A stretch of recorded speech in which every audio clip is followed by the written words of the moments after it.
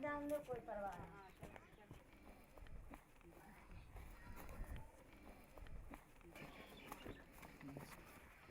हम आता है परेशान करे,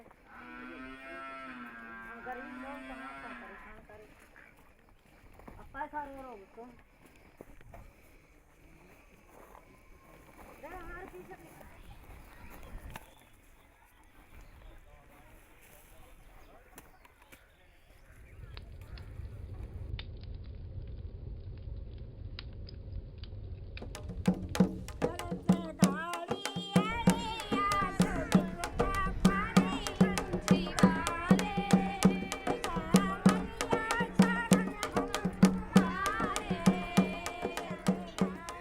ये है उत्तर प्रदेश का बदायूं जिला। पश्चिम उत्तर प्रदेश का ये जिला एक जमाने में सूफी संतों के लिए जाना जाता था।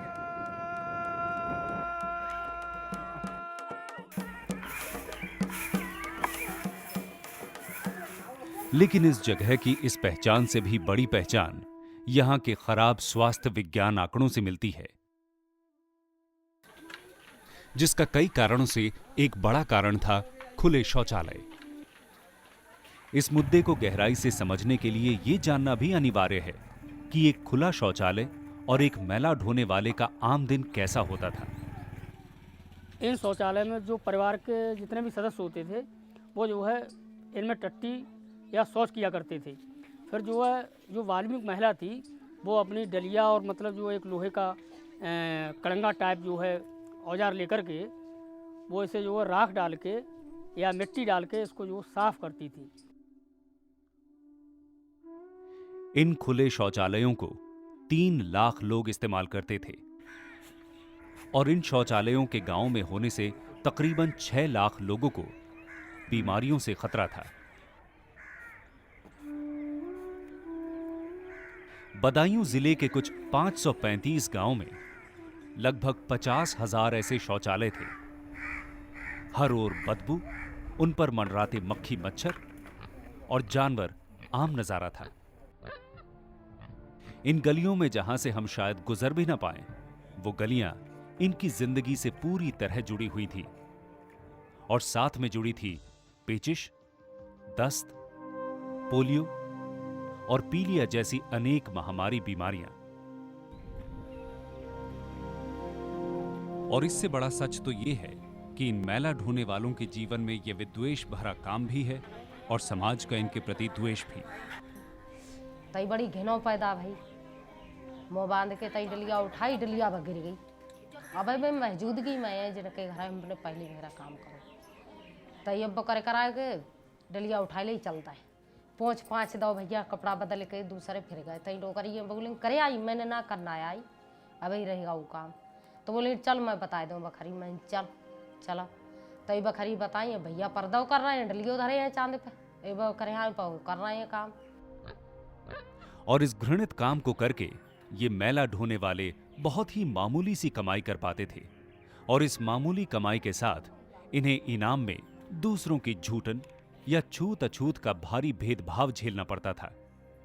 दरवाजे से भीतर घुसन ना देते, गेटे पर आखते बाटे कि अंदर मत भैया हम छे जाएंगे। जहाँ पर हम खड़े हो जाते था हम पानी मार के और धो देते कि यहाँ आप जो लोग खड़ी हुई गई। रोटी दे कहते हैं तो दूर से ऐसे करके डाल देती है कि लो रोटी ले जाओ। ये हमारे समाज के दोहरे नैतिक सिद्धांत का उदाहरण था। मानवता की इस दुर्दशा के लिए कुछ न कुछ करना बहुत ही जरूरी था। जरूरी था इस प्रथा को भी खत्म करना और इस भेदभाव को भी खत्म करना। पर इस जीवन शैली, इससे जुड़ी बीमारियों और सामाजिक भेदभाव को बदायूं के निवासी पूरी तरह से अपना चुके थे। बदायूं जिले के सरकारी अधिकारियों ने इस जिले को श्राप से मुक्त करने की पहल की। जब गांव में जाकर हम लोगों ने देखा तो हमारे समझ में ये आया कि इसके हेल्थ और सैनिटेशन पर कितने गंभीर और विपरीत प्रभाव हैं। जब ह्यूमन एक्सक्रीटा एक घर में बिना साफ़ किए हुए पड़ा रहता है, उसी के बगल में शौचालय के बगल में ही खाना बनता है, घर में मक्खियाँ होती हैं जो इधर उधर जाकर बैठती हैं, तो ये कल्पना करना सहज ही है कि उससे कितने प्रकार की बीमारियाँ होती होंगी। और यदि एक गांव में 500 इस प्रकार के या 1000 इस प्रकार के शौचालय हैं तो पूरे गांव की क्या स्थिति होगी। और ये स्थिति सिर्फ स्वच्छता पर सवाल नहीं था, बल्कि दफा 1993 के भी खिलाफ था। इसी आक्रोश में मैला धोने की प्रथा का अंत करने के लिए डलिया जलाओ अभियान शुरू किया गया। इस अभियान से डलिया के साथ इस प्रथा को हमेशा के लिए खत्म करने की पहल की गई है।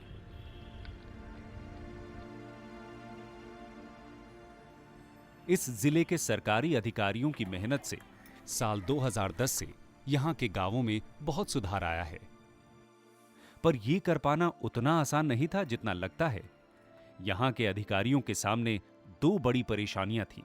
पहली, बदायूं जिले में से खुले शौचालयों को खत्म करना, और दूसरा, इन मैला ढोने वालों को रोजगार दिलाना, जिससे वो फिर से उसी गंदगी में न लौट जाएं। इन परिणामों को हासिल करने के लिए यहां के जिला प्रशासन ने एक पूरी योजना बनाई। ये योजना 4 स्तरों में बांटी गई। 1, खुले शौचालयों के विरुद्ध दल निर्माण। दूसरा, समस्या का फैलाव समझने के लिए जिला सर्वेक्षण। तीसरा, उपाय योजना। और चौथा, उपाय लागू करना। इस योजना के अंतर्गत पीढ़ियों से मैला ढोने का काम करते आ रहे लोगों की मानसिक स्थिति समझना जरूरी था और साथ ही उनकी जरूरतों को आंकना भी। फिर खुले शौचालय के आदी लोगों को उनकी इस आदत से पीछा छुड़वाना भी बहुत ही मुश्किल था। तब समस्या की गहराई को समझते हुए सरकारी अधिकारियों ने स्थिति सुधारने के लिए इस योजना में गांव के ही लोगों को शामिल करने का निर्णय लिया। इस योजना के अंतर्गत सबसे पहले एक दल बनाया गया जो इस योजना पे काम करेगा।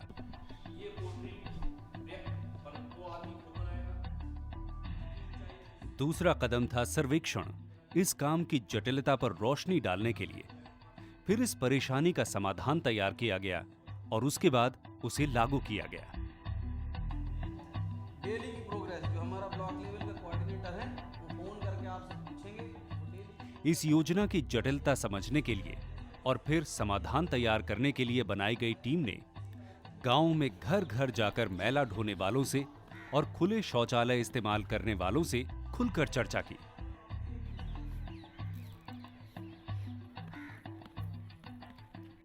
अलग अलग विभागों से अधिकारियों ने अपने सदस्य भेजे जिन्हें गांव में लोगों से खुले शौचालयों और मैला ढोने के मुद्दों पर बात करने के लिए कहा गया।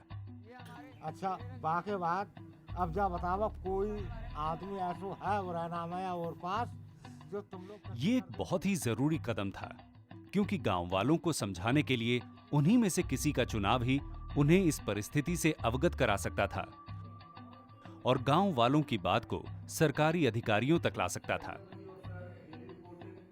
पर जब इस योजना पे काम किया गया तो समझ में आया कि बरसों की प्रथा को यूं तोड़ना मुश्किल था। जिला प्रशासन को दोनों ही ओर से कड़े विरोध का सामना करना पड़ा। सरकार क्या मदद कर रही है? लैटरिन में कम से कम 10-15 हजार रुपए लग रहे हैं लैटरिन में। तो सरकार 1000 रुपए क्यों दे रही है? यहाँ से कितने गांव है रमजानपुर तक और शेखोपुर तक जो अधिकारी आते हैं वो गाँव की। तो जब भी हम इस कार्य को किसी गांव में शुरू करते थे तो हमें दोनों ओर से विरोध का सामना करना पड़ता था।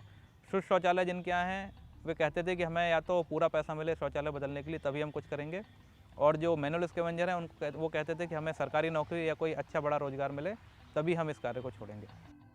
तब ये बात तय हो गई कि अभी गांव वालों तक पहुंचने के लिए कुछ और तरीके लाने पड़ेंगे। जिला प्रशासन ने कम लागत के पानी के शौचालय बनाने पर काम किया। इस कार्य के लिए स्वच्छता अभियान शुरू किए। हर गली में रैलियां निकाली गईं और नुक्कड़ों पे योजना के लिए चुने प्रेरकों ने लोगों से बात की।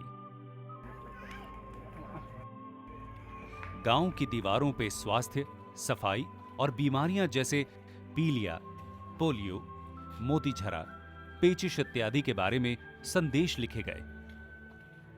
यहां तक कि गांव वालों को समझाने के लिए प्रभावी परिवारों से सदस्यों को उनके सम्मुख रखा गया। वहां के अखबारों में इस मुहिम के बारे में, इससे जुड़े अभियान और इसके असर के बारे में लिखा और इसे बढ़ावा दिया गया।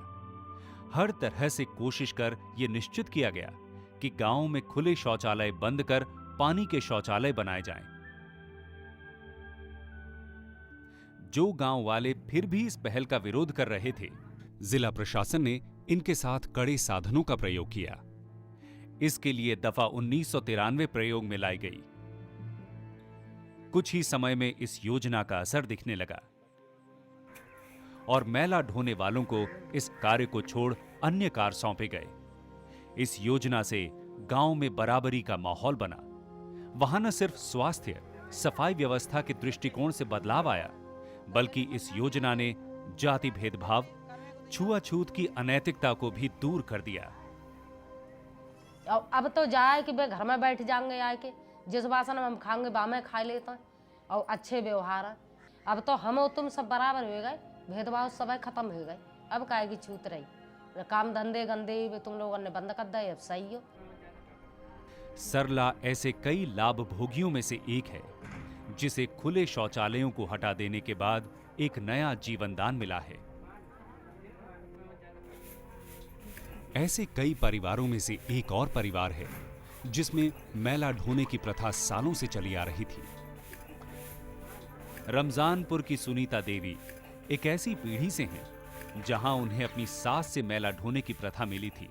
अपनी पूरी उम्र उन्होंने लोगों का मल ढोया और शायद इनकी खुद की बेटी भी इसी प्रथा की भागीदार बनती, मगर इस जिले की सरकार की सकारात्मक सोच और दृढ़ निश्चय ने आज इस बच्ची का भविष्य बदल दिया।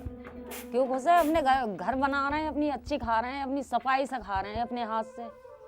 और बाहर के खाने ही पता कोई जूठा दे रहा है, कोई कैसे दे रहा है, तो बात है हमें ना पसंद है। और अपने घर में हम चटनी से बना रहे हैं, नमक की रोटी बना कर हम चटनी से खा लेंगे, अपने खा तो सफाई के रहे हैं अपने हाथ से। इस तरह से सरकार के सहयोग से मैला ढोने वालों को सम्मान की जिंदगी तो मिल गई, पर अभी और काम बाकी था। सरकार के लिए यह जरूरी था कि अब वो इन मैला ढोने वालों को रोजगार दिलाए, ताकि कोई भी मजबूरी इन्हें वापस उस जीवन में दोबारा न ले जा सके। महात्मा गांधी राष्ट्रीय ग्रामीण रोजगार गारंटी एक्ट के तहत उन्हें रोजगार उपलब्ध कराए गए। इस समुदाय के लोगों को पेंशन युक्ति के तहत पेंशन उपलब्ध कराई गई और राशन कार्ड भी जारी किए गए। उनके बच्चों का पाठशालाओं में दाखिला करवाया गया और छात्रवृत्ति भी प्रदान की गई। वहां इन बच्चों को अपने उज्जवल भविष्य के लिए शिक्षा भी मिलने लगी और मिड डे मील के रूप में पौष्टिक आहार वाला भोजन भी। अब इस जिले के हर गांव में खुले शौचालय हटा पानी के शौचालयों का निर्माण होने लगा। और अब आप देखिए इधर अंदर जो है उसकी जो खुले में जो शौच पड़ा रहता था, अब ये सेरेमिक सीट में हमने इसको कन्वर्ट किया हुआ है। अब ये जो मानव मल है ये पूरा जाके एक सेप्टिक टैंक में स्टोर हो रहा है। ये सेप्टिक टैंक या तो सेप्टिक हो सकता है और या फिर जो है एक सोख्ता गड्ढा है जिसमें ईंट की हनीकॉम्ब चिनाई है।